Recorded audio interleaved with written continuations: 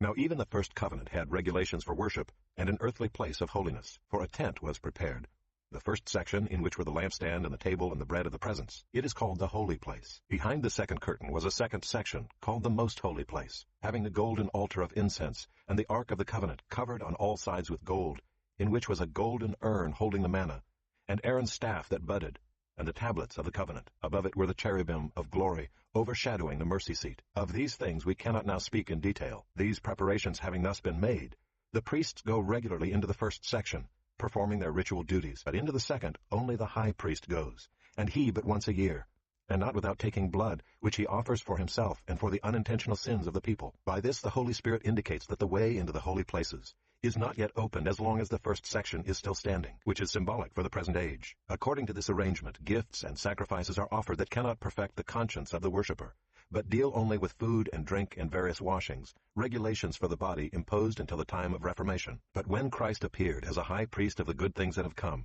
then through the greater and more perfect tent, not made with hands, that is, not of this creation, he entered once for all into the holy places, not by means of the blood of goats and calves, but by means of his own blood, thus securing an eternal redemption. For if the blood of goats and bulls and the sprinkling of defiled persons with the ashes of a heifer sanctify for the purification of the flesh, how much more will the blood of Christ, who through the eternal Spirit offered himself without blemish to God, purify our conscience from dead works to serve the living God? Therefore he is the mediator of a new covenant, so that those who are called may receive the promised eternal inheritance, since a death has occurred that redeems them from the transgressions committed under the first covenant. For where a will is involved, the death of the one who made it must be established, for a will takes effect only at death, since it is not in force as long as the one who made it is alive. Therefore, not even the first covenant was inaugurated without blood. For when every commandment of the law had been declared by Moses to all the people, he took the blood of calves and goats, with water and scarlet wool and hyssop, and sprinkled both the book itself and all the people, saying, "This is the blood of the covenant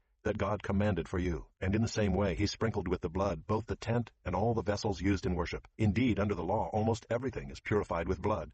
and without the shedding of blood there is no forgiveness of sins. Thus it was necessary for the copies of the heavenly things to be purified with these rites, but the heavenly things themselves with better sacrifices than these. For Christ has entered, not into holy places made with hands, which are copies of the true things, but into heaven itself, now to appear in the presence of God on our behalf. Nor was it to offer himself repeatedly, as the high priest enters the holy places every year with blood not his own, for then he would have had to suffer repeatedly since the foundation of the world. But as it is, he has appeared once for all at the end of the ages to put away sin by the sacrifice of himself. And just as it is appointed for man to die once, and after that comes judgment, so Christ, having been offered once to bear the sins of many, will appear a second time, not to deal with sin, but to save those who are eagerly waiting for him.